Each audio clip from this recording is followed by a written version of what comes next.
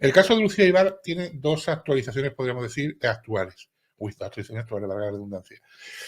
¿Cuáles son? La primera, a nivel judicial, la familia de Lucía Vivar ganó el juicio civil que le puso a Adif en su día, pidiéndole la responsabilidad por el hecho de haber sacado los trenes y, supuestamente, pues haber fallecido Lucía a causa de un atropello, ¿no? En primera instancia lo ganó, pero luego el Tribunal Superior de Justicia pues le ha dado la razón a Adif y le ha quitado la sanción que le tenían puesto, la indemnización, y lo ha absuelto, ¿no? Vamos a leer la noticia y os voy a comentar varias cosas en relación a esa noticia para que vayáis viendo. A ver, aquí. Bien. Dice así. Cuando nos ponemos así, se corta la pantalla. Un beso, Maite. Muchas gracias. Gracias, Maite. Vale, la noticia dice así. La familia de Lucía Vivar, la niña muerta en las vías del tren de Pizarra, no queremos dinero, sino la verdad. De hecho, yo cuando hablé con los padres y me comentaron que habían puesto esta denuncia civil, me comentaron que no era por el hecho de recibir una indemnización, sino por el hecho de conseguir cosas para otros fines, ¿no? O sea, si tenían responsabilidad, si no la tenían... Bueno, vamos a ir viendo. Dice, novedad judicial en el caso de Lucía Vivar, la niña de 3 años que falleció en 2017 en las vías del tren en el municipio de Pizarra. Voy a intentar leer un poco más despacio, como dice la gente, que leo muy rápido. La sección octava de la Sala de lo Contencioso Administrativo de la Audiencia Nacional ha renovado la sentencia dictada por el juez central número 4, contencioso por la muerte de la pequeña, y concluye que no hay responsabilidad patrimonial de Adif al determinar una relación de causalidad entre lo sucedido y el funcionamiento del servicio público. En otras cuestiones, la familia asegura que no quiere dinero, solo saber la verdad de lo que aquella noche ocurrió.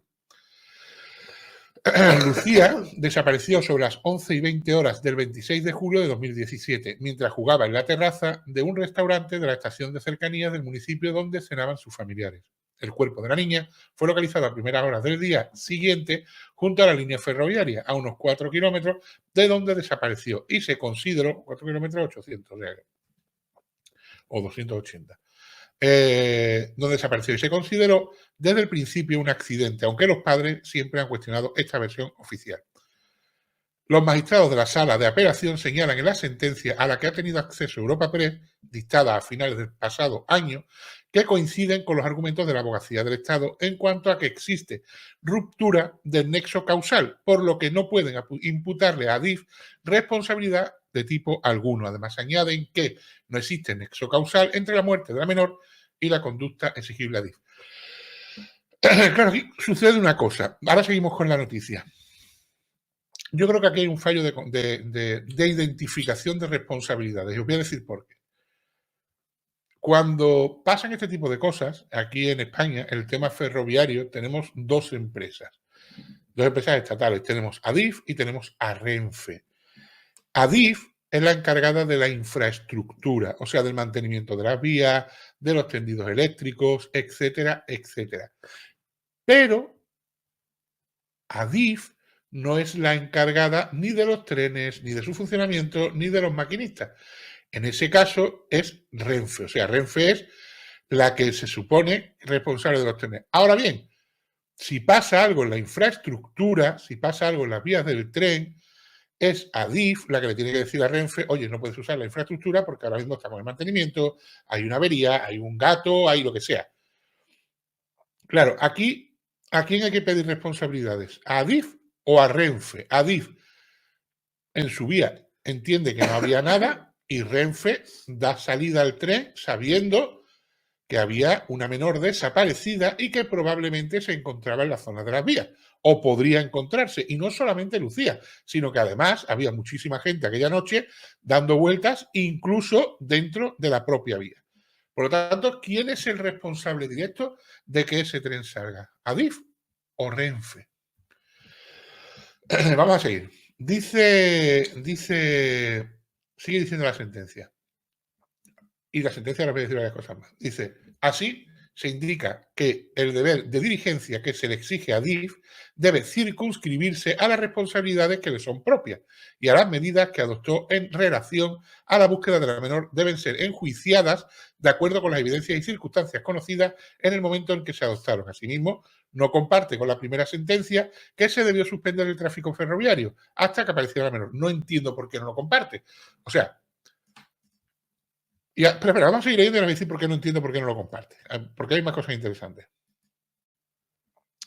Por otro lado, precisa que la suspensión del tráfico ferroviario, que en todo caso hubiese sido efectiva en la madrugada a partir de las 6:05, es una medida de gran alcance y que causa una gran perturbación para el interés general. También se añade que en la resolución adelantada por el país que, lógicamente, hubiera procedido su adopción en el caso de que hubiera existido una mínima evidencia de que la menor se encontraba perdida en las vías del tren, pero no era el caso. Claro, ¿cómo va a haber el caso si a nadie de ADIF y a nadie de Renfe se le ocurría mandar personal para inspeccionar las vías aquella madrugada, que hubiese sido lo suyo, inspeccionar la vía desde Pizarra hasta la próxima estación? Pero a nadie se le ocurrió. Por lo tanto, esa vía no estaba inspeccionada, la niña ha desaparecido en la estación y a nadie se le ocurre que es peligroso. Aun cuando los padres no pararon de avisar al capitán de la Guardia Civil: no den paso a los trenes, no dejen salir los trenes, que la niña puede estar en las vías, no dejen salir los trenes. Bueno, pues los trenes los dejaron salir. Seguimos. Claro, la niña, a ver, nosotros pensamos que la niña no muere por el accidente del tren, pero si inspeccionamos las vías desde la estación a la otra y no encontramos a la niña, o la encontramos ya fallecida, hoy en día tendríamos más pruebas, ¿no? Pero como no se hizo, seguimos. La propia familia insistió en la tesis contraria, incluso ante el juez de instrucción días después, por lo que no era exigible a DIF, con la información de la que se disponía, ordenar la suspensión del tráfico, especialmente si se tiene en cuenta que no circularon trenes durante la noche. Pero no circularon trenes durante la noche no porque se suspendiese el tráfico, sino porque durante la noche no hay trenes. Es que tocan los cojones. Dice la resolución, apuntando que la hipótesis inicial fue descartada posteriormente por un informe forense que fue muy contundente en cuanto a la causa de la muerte por el impacto con el tren y rechazó evidencia de homicidio. Me encantaría saber cómo se puede hacer un informe forense contundente sobre las causas de la muerte por el impacto del tren cuando la máquina del tren se lleva a inspeccionar, se registra de arriba abajo y en ninguna zona de la máquina del tren se encuentra ni sangre ni ADN de Lucía Vivar. O sea, inspeccionada íntegramente y en ninguna parte de la máquina se encuentran restos de Lucía Vivar. Seguimos.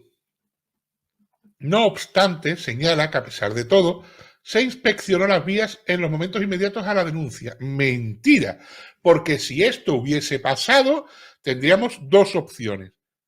O la niña está o la niña no está. Si la niña está, pues la niña estaba en la vía, la encontramos viva.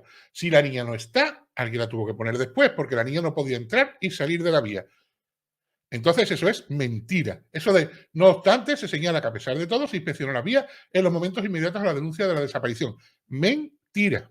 Y es tan mentira como que entonces, vale, vamos a darlo por bueno. Se ha inspeccionado la vía. Perfecto.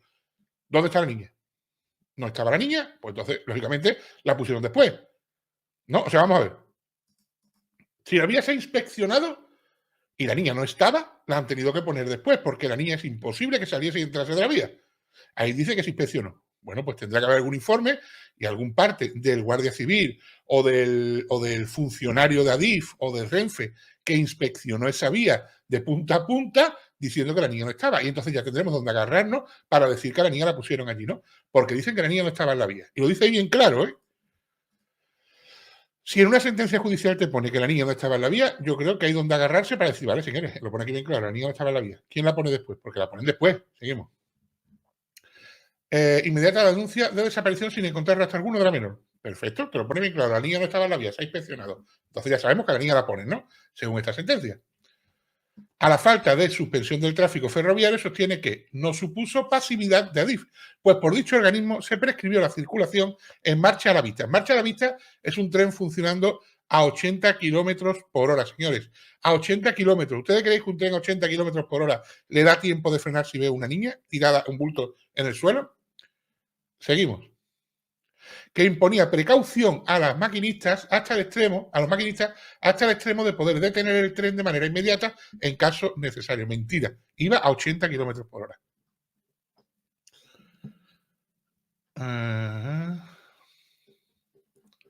Qué caso más duro este. Espera un segundito. Es que se me va con la publicidad que salta así, indica que... Claro. Porque se me ha ido para arriba. Necesario, aquí vale. Seguimos. También considera el limitar la marcha a la vista al paso por la estación y no al resto de la vía. O sea, solamente al paso por la estación. Pero señores, si la estación estaba ya más que revisada. O sea, solamente limitas el paso a la vista en la estación, te está dando la razón. O sea, que durante la vía ibas a una velocidad normal, nada de... por un lado dicen una cosa y por la otra dicen otra, ¿no? En la estación y no al resto de la vía. La niña apareció a 4 kilómetros. Razonable y lógica, atendida la información de que se disponía en ese momento. ¿Pero qué información se disponía? Una niña desaparece en las vías de un tren. ¿Qué información se dispone en ese momento? Que hay una niña desaparecida, que hay un montón de gente por la vía y esa es la información. Ay, además señala que si los recurrentes consideran que existió alguna irregularidad en este sentido, debe dirigir sus acciones contra Renfe. Y lleva razón. Porque los que sacan los trenes es Renfe, que es la operadora y el maquinista, pero no contra Adif. Ahí creo yo que está el fallo. En cuanto a un defectuoso visionado de las cámaras de seguridad, al que también aluden la primera sentencia. Nuestro amigo de las cámaras, que dijo que por ahí no había pasado ni un perro. Y lo digo así, literal. Cuando dijeron, oye, ¿has visto pasar a alguien por las cámaras? Dice, no, por las cámaras no ha pasado ni un perro. Y luego se vio que pasó la niña, ¿no? Que también aluden a la primera sentencia. El Tribunal de Apelación tampoco comparte los argumentos y considera que dicha resolución mantiene un estándar de exigencia respecto a Adif que va más allá de lo razonablemente exigible. Yo no sé hasta qué punto, porque si eres el encargado de la infraestructura, tú tenías que haber revisado esa infraestructura. Pero claro, aquí como no se le puede exigir nada a este tipo de empresas, pues seguramente le estemos exigiendo más de la cuenta, ¿no? Que si se pierde una chiquilla y puede haber posibilidades de que esté en una vía, oye, yo no te puedo exigir que busques en la vía. ¿Para qué te lo voy a exigir? No revises tu infraestructura. Pues juzga su comportamiento por el resultado producido sin tener en cuenta el conjunto de las circunstancias concurrentes. Claro, te juzgo porque ha muerto una chiquilla, no te estoy juzgando por otra cosa. En este sentido se refiere a la autodestrucción de Málaga, que investigó el caso en el que se señala que efectivamente existió dicho error. O sea, existió el error, ¿vale? Pero, fíjate porque no para de saltar, que el visionado de la niña era muy borroso. O sea, que era muy borroso, vale. Pues pon gente que esté preparada para revisar cámaras. No me pongas un tío que no ve 3 en un burro. Y su presencia aquí pasaba que era a las 2 de la mañana y el tío que estaba viendo las cámaras estaría dormido. Y cuando miró las cámaras no vio nada. Le dio para atrás, todo dormido y no vio nada. Eso es lo que pasó aquí. Y su presencia fugaz, siendo su percepción muy difícil, criterio confirmado por la audiencia provincial. Además de que aparecen luces de linterna, sí, pero aparecen cuarto de hora después. Lo que corrobora que también las vías fueron inspeccionadas. Las luces de linterna es del padre por fuera de las vías y corrobora que fue inspeccionada las vías, dice. Dios de mi vida. Este error denunciado que la sala considera que no tiene el peso determinante.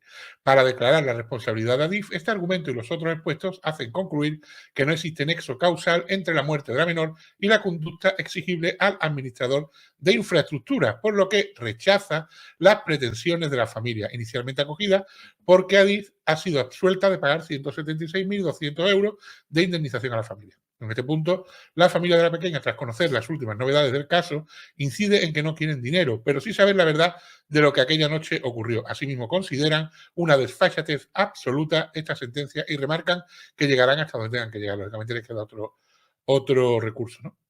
Ya que tienen un recurso en marcha, actuaron como quisieron sin pensar ni en nuestra pequeña ni en tantísima gente que había en las vías y en las zonas colindantes, concluye.